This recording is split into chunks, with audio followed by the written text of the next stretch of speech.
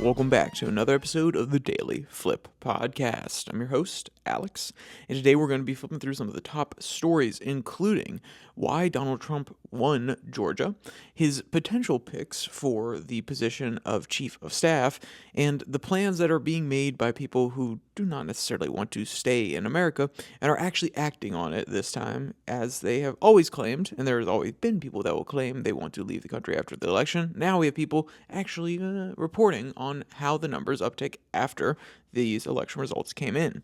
And of course, we will end today with our Daily Delight, a story meant to leave you feeling positive, ready to take on the day. But that's enough rambling from me. Let's jump into our daily debate. So what state did you see Donald Trump not winning? Which one did you think was going to be the hardest? Which one were you sitting back and saying, I don't necessarily see this one coming? Or vice versa, which one did you think was going to be the hardest for Kamala Harris to clinch, but you thought, hey, she's actually going to come away with it? So I'll be honest, the Georgia one was a surprise to me. I thought that Georgia was the more likely of the battleground states to go blue, except for Michigan. Pennsylvania felt pretty in the bag just because of the amount of time he spent there and the sentiment that you can see on the ground from some of the different colleges that Mr. Trump visited, and also from some of the rallies that he had there. And Wisconsin, I have seen it go blue before, of course, but I always have a perception of Wisconsin as a red state, so I was just kind of under the illusion that it would go red, and it did. So Georgia, for me, was the really outstanding one. I thought Georgia, at first, because of the good work of Governor Kemp, that it was going to probably stay red. Then Kamala Harris came in, and she started really appealing to the black vote, and Georgia's population obviously has a larger section of the population are African Americans. So I thought that with her repeated use of her membership of that group, that she was going to try to really chip away at the Trump lead in that state, and I thought it made it more viable, and I thought it was going to go blue. So when I saw it go red early in the night, that wasn't necessarily the sign. I wasn't saying they're saying, oh, Georgia went red, it's over for Donald Trump. I was not saying that, but it was definitely something where I said, okay, this is a little bit different. It makes the path that much easier. And then you see Pennsylvania go red, and basically at that point it was over. With Georgia gone red and the prediction that Pennsylvania was going to go red, it felt pretty clinched for him, though there was always a path for her until Arizona was called. But that's enough on my little game theory. I ask for your guys' opinion. Throw it down there in the comment section. Let's actually get to this first article that comes from Daily Signal. Headline reads, Why Trump Won Georgia. Pretty straightforward, pretty simple. Quote, former President Donald Trump won the Peach State on Tuesday night, decision desks projected, clinching Georgia's 16 electoral votes after Joe Biden won the state by a hair in 2020. Trump, the Republican nominee, prevailed after benefiting from high turnout in rural areas, running on issues that resonate with voters and courting racial minorities more effectively than in previous races. So we're going to stop there for half a second.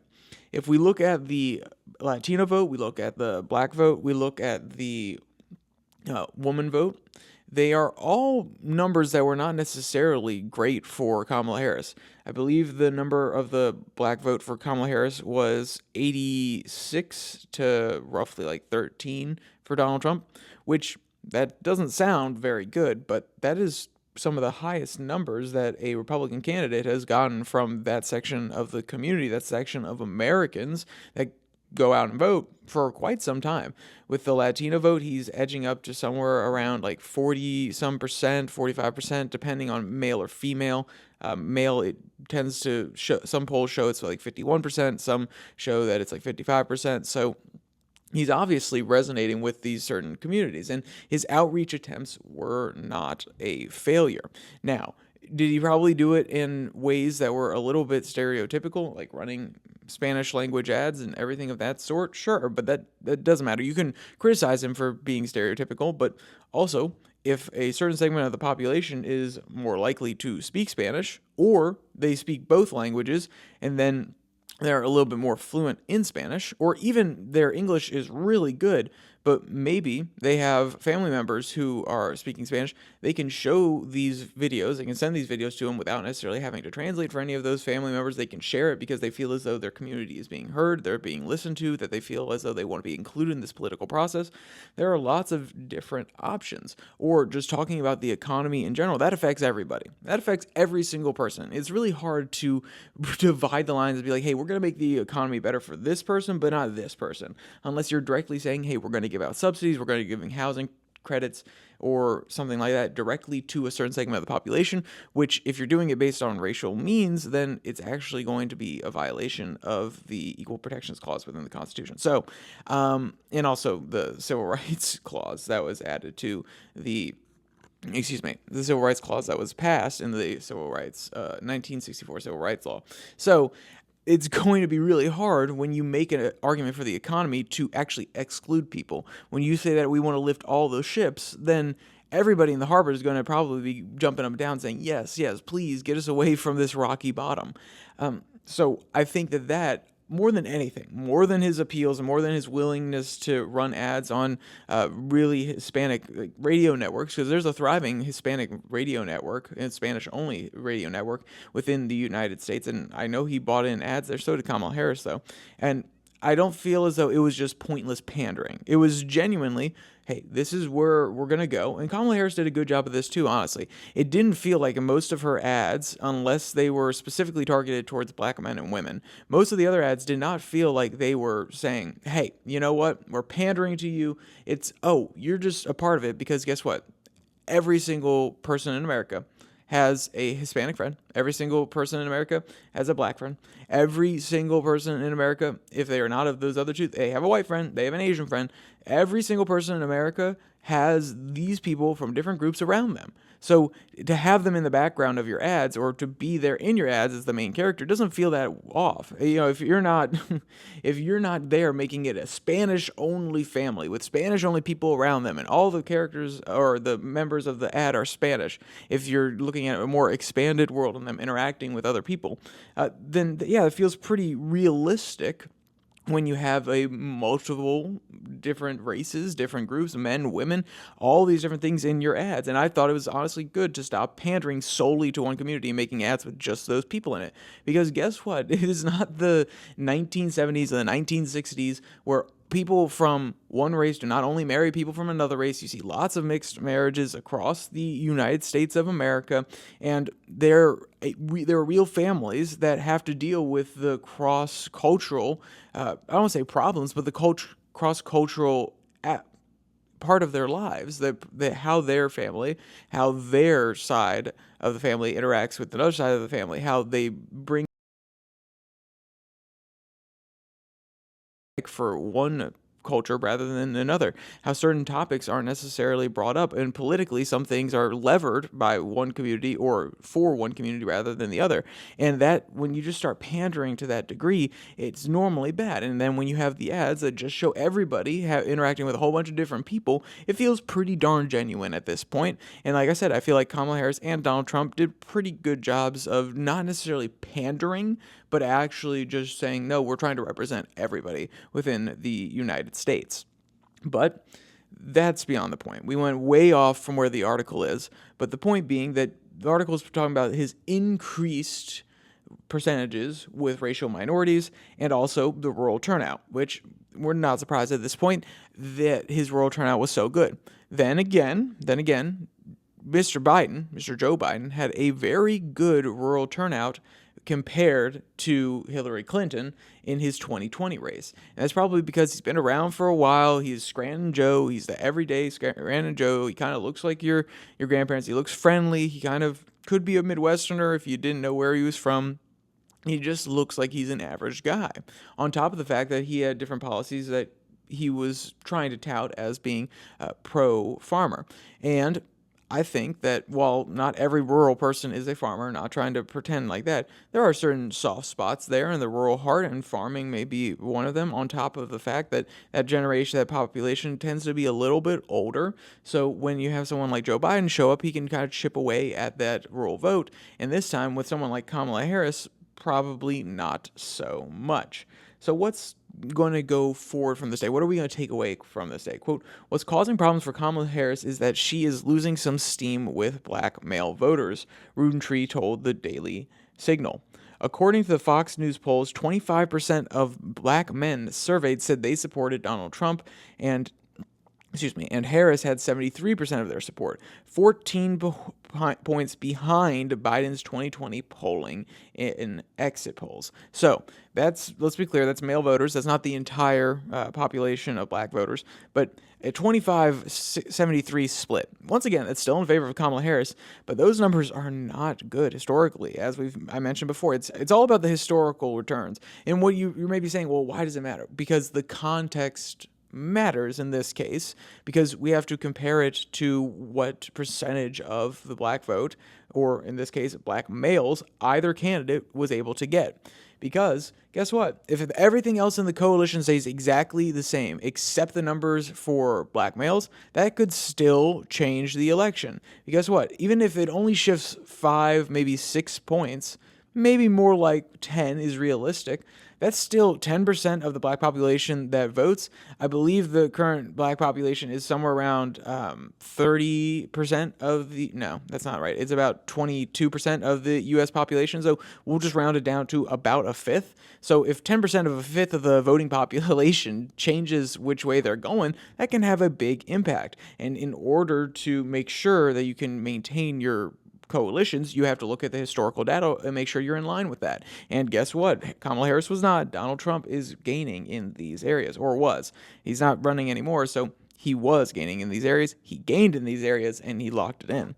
Quote, somewhere between 18 and 20% of folks voting in my district did not vote at all in 2020, Wade said. First-time voters, 18 to 29, who are engaged in the process. He described speaking with 2 firefighters in their 20s, and one said he was working on a third job to pay for groceries for his family. They see the gas prices, they see the grocery prices, and they see an unrest that has not gotten any better overseas, Wade noted. People are not sitting this out, end quote. And this is the part where you see the culmination of Trump's we'll fix it message. Whether or not you 100% like the way that he wants to go about fixing it, and if you're a Democrat listening to this and you totally disagree with his agenda, great. Keep on listening. But maybe you should acknowledge, and if you're a Republican listening to this and you absolutely love his agenda, I would still say keep listening to this specific part, obviously. But this is for the people who don't necessarily agree with his message. But you have to understand why it resonates. This is the part where he started tying Kamala to the presidency of Joe Biden, the one that she is actively the vice president for, talking about the terrible economy, talking about the unrest overseas, talking about the Ukraine war, talking about how Hamas had the gall to go in and attack Israel on October 7th, how Russia had the gall in order to go over and invade Ukraine under Joe Biden's presidency. They saw possibly weakness. They saw an opportunity. They couldn't wait any longer, and it just happened then. But then the response was not necessarily strong as Americans would want. The failed pullout of Afghanistan, the rising prices due to inflation, even though the quote-unquote soft landing was supposed to come in, it's actually causing a little bit of stagnation because we're still dealing with a little bit of inflation while also not necessarily having the best interest rates. But that's besides the point. Besides the point. Our growth, we're going to have a comprehensive number of the yearly growth in March. The point being that all of these previous issues that Trump used to tie Kamala Harris back to the Biden administration, it is on one level, quote unquote, vibes. I don't like the idea of calling it vibes elections, but on one level, it is quote unquote a feeling. They feel as though this administration is failing, whether it be because the economy is not doing well, it's the people looking overseas and not liking what they're seeing, so on and so forth, all that. But also on policy, which is they know that the policy that has gotten them here is the Joe Biden policy. That doesn't mean they know all the macro. That doesn't know they know all the micro. That doesn't mean that they know exactly how much the tariff with China on their critical minerals and critical infrastructure minerals are going to be, like their copper, their steel, like when we put that on them, or exactly how much the subsidy from the CHIPS Act is for each person, or how much each state is apportioned in infrastructure money from the broken up Build Back Better bill. So, or at least was proposed by Joe Biden during that time. My point being, they don't necessarily have to know the macro or micro. They don't have to know necessarily either of the policy in order to understand what has happened because of it. And therefore, that means that they're going to have a just general feeling that Trump was able to contrast against. He was able to say, Trump will fix it. I don't think it's the best tagline ever, but the point being is it does show that, hey, we understand something's broken, and also we know that the last guy broke it, or at least it is broken, and we are the ones with the solution. And I think that tagline was very appropriate for the people who feel as though this situation, this country right now, is not necessarily working for them. But speaking of working for people, we're going to go to our next article that talks about who the potential chief of staff is going to be for Donald Trump as he comes into his second term in the White House. Sorry, that was a terrible, terrible transition. I could have made it more smooth, but we're just going to keep on rolling. So the headline for this one, coming from the Associated Press, reads, President-elect Trump names Susie Wiles as chief of staff, making her the first woman in the post. And if there is any woman who deserves this as much as anyone, it is Susie Wiles. That is because she has been a long-time Republican operator. She has the ability to not really BS her candidates. She helped with Ron DeSantis' campaign in 2018.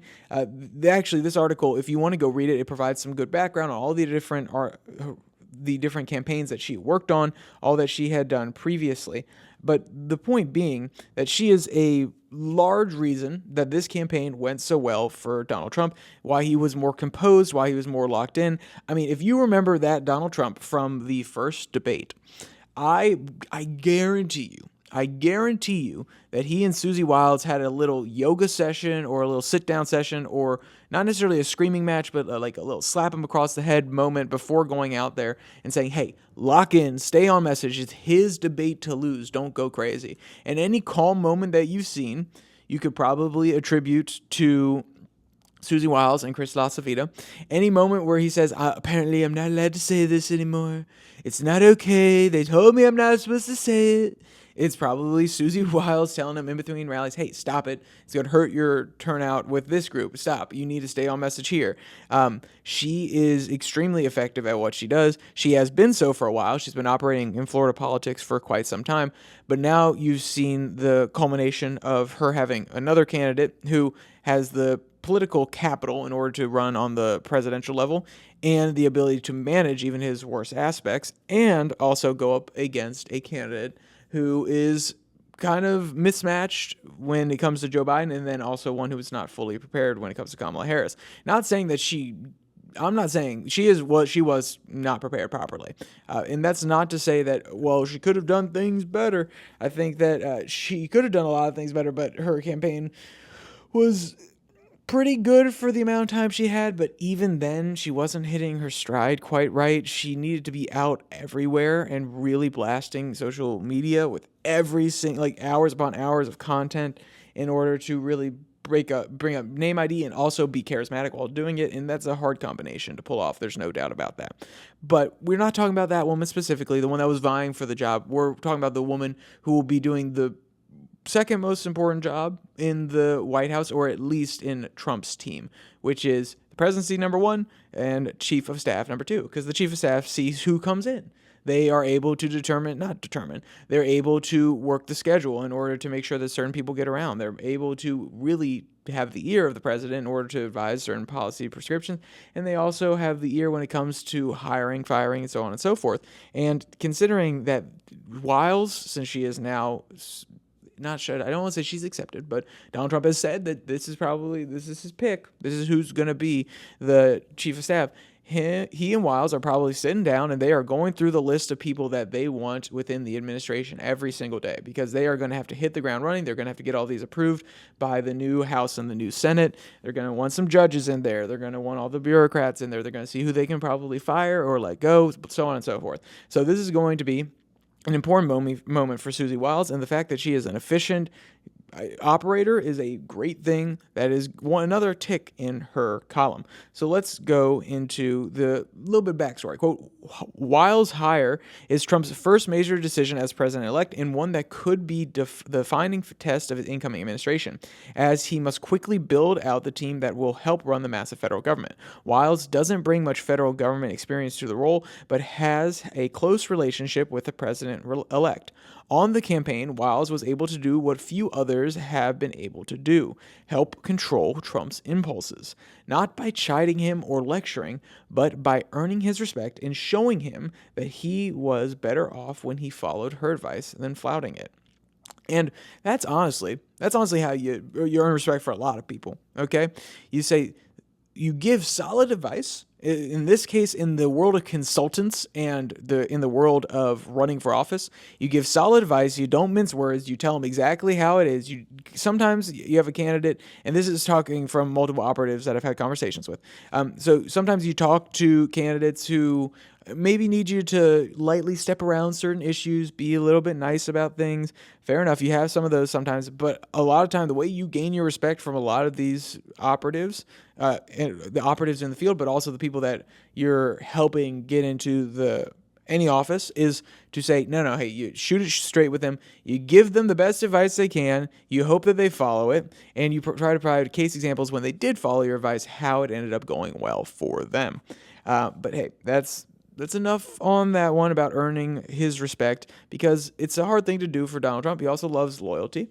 Susie was a funny character to me because, one of the first times that I had actually seen her was in some promotional material a few months back, and then I had seen her on the night of. I was like, oh, it's Susie again, woo! And she decided she's not going to go near the limelight. She's not going to give any sort of speech. Chris LaCivita did the most of the work there, and she seems to be a woman who is just locked in. She wants to do exactly what she's doing. She's going to keep doing her job. She's going to be an absolute killer. She's going to go, go, go, go, go. She doesn't need the spotlight. She doesn't need the cameras or anything like that. She is a driven woman, and it is honestly impressive what she's been able to do here. Quote, Susie is tough, smart, innovative, and is universally admired and respected. Susie will continue to work tirelessly to make America great again, Trump said in a statement. It is a well-deserved honor to have Susie as the first ever female chief of staff in the United States history. I have no doubt that she will make our country proud, end quote. Now, the question is, how long will she last? I'm not saying she can't last. I mean, she's stuck through basically a 2, maybe 1.5 year cycle with Donald Trump. So she very well could last the entire time in the chief of staff position. But we know how Donald Trump is. He has very high turnover when it comes to the chief of staff. He has very high turnover in his entire administration, or at least last time he did, except maybe Kayleigh McEnany when she finally locked in. Conway was a pretty good advisor there for a long while, or a spokesperson there for a long while too. So there are some people that were going to stay, but then again, Huckabee Sanders didn't stay forever. Spicer didn't stay forever. So there are lots of reasons to believe that she may not actually be there to serve out the entire term. But I believe that she will at least be a great transitional chief of staff. And I think even she's thinking that. Because I don't know, like they said, she doesn't necessarily bring a whole bunch of federal experience. She hasn't been on the federal level for 40 years, and most of it has been on the campaign side. I think that's where her wheelhouse is. I think she'll be really good for the campaign, for the bringing in solid actors. She's been building relationships. She's been courting donors. And I think she'll be very good at bringing in the people that they want appointed into the office. And I think after a year, she's probably going to go back to an off-year election somewhere, or a second-year election. So by 2026, she'll probably be off doing another campaign, because that's her bread and butter. That's what she's really good at. That's what she loves doing. That's my guess. Then again, she could be there for the entire time. And I think that it was also a strategic move PR-wise to have the first woman chief of staff be Susie Wiles, but also just to have the first woman chief of staff be underneath Donald Trump. That's a big move. And whether or not, you like it nowadays, whether or not you think everybody is overly joyous to be touting whether or not it's the first this doing something or the first that doing something, or it just feels like there's a constant parade of first doing something and you kind of just get tired of it. But the point being that that's a good PR move, especially given the fact that Donald Trump has a storied reputation with women, and the media and everybody who hates him loves to bring it out. So he gets to say that I appointed the first woman to this job, and also it's a great proving ground for women because I am certain that Susie Wiles can actually do this job. I am certain that she can kick butt and take names, just like a whole bunch of women I know can. But you always got to make sure when it is the first person that goes up there and does anything that they are competent, because you don't want to set the standard low for anybody. And I have no doubt that Susie Wiles is going to knock that out of the park. Hey, but that's enough on that one. Let's jump to our final story. And this one comes from Business Insider. We asked 3 migration firms about what they're hearing in the first 48 hours after the election. Also, the fact that there's when I heard migration firms, I was like, whoa, interesting. Yeah, no, I thought it was like in migration firms. So firms that would bring people into the United States and help them get green cards and things. No, these are actually migration firms to get people out of the United States. And that is even more fascinating, honestly. Like the first part of the article, I was a little bit confused, and then I kept reading. I was saying, oh, wait, actually, this is very, very fascinating, because you always hear after the election, you heard it from Republicans, if Joe Biden gets in, I'm moving somewhere else. And I always would say to them, where are you moving? There's no place as free as America. There's no place that has our same republic system. Most countries in Europe, you're not going to have the ability to truly say what you want. Even online now, you're not going to be able to say what you want. Like, come on, where are you going to go? Singapore? They have a few freedoms, but at the end of the day, they are a very strict society. You spit gum on the road and you can go to jail. So, like, tell me where you're going to go. Tell me. Really? Anywhere else? I don't think so. And then the liberals, whenever the Republican gets in, they said the same thing, especially Trump. They're like, oh, we're going to move to Canada. And, honestly, Canada is just a little bit more of a liberal version of the United States. So I could see that working out for them. I also would still ask them, well, but generally, where are you going to move? Where is as free as the United States? Doesn't have as much corruption, so on and so forth. Unless you got millions of dollars to spend on making sure your life is easy, quote unquote, easy in the areas where you could go to different island nations, or you could go to different countries and spend money in order to get those freedoms that you so perfectly enjoy here in the United States. But that's besides the point. So what is actually happening here? What is the data that these migration firms have? I'm going to go through the 3 points of data that they actually provide in order to discuss what's happening. So, quote, one firm received between 110 and 120 inquiries that day. They usually get around 20 inquiries a day. So that is the day directly after the Trump announcement of his winning. So then we have another one that said, quote, U.S. inquiries for 2024 have already exceeded 2023's total by 7%, according to data collected by the company. U.S. nationals currently make up the largest portion of the firm's applications in order to move around places. So there you go. You're seeing a large increase there. What about the last one? This last one doesn't have a specific statistic, but it does have a track of demand. Quote, Pela a citizenship by investment service based in Portugal, has been tracking demand for dual citizenships since 2011. A spokesperson said the company prepared for the increase in post-election inquiries. Unlike Henley and Partners, which saw heavy interest from Democratic-leaning states, Pela received a lot of inquiries from Florida, which voted Republican. So there are an increase in people wondering about how I can get dual citizenship around the world. How can I honestly move to somewhere else and still come back to America?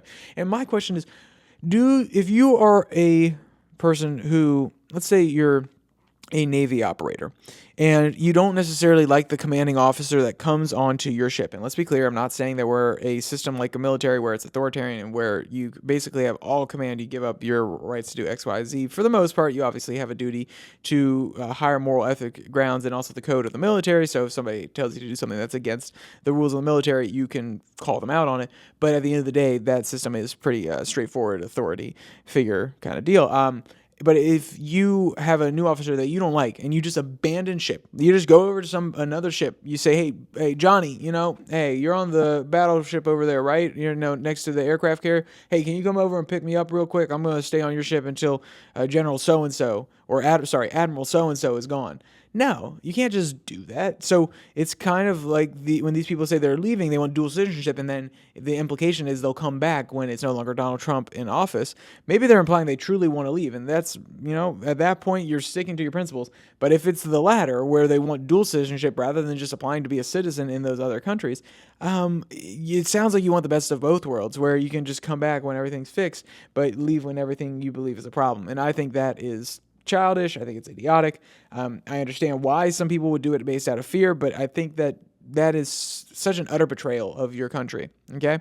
If you love your country, you're going to stick through it, through the good and the bad. I don't necessarily love a lot of things that Joe Biden did. There are some of his CHIPS Acts. There are some of his bringing extra chips manufacturing and TSMC production into the United States in order to build up our own fab infrastructure. I liked when he was doing that.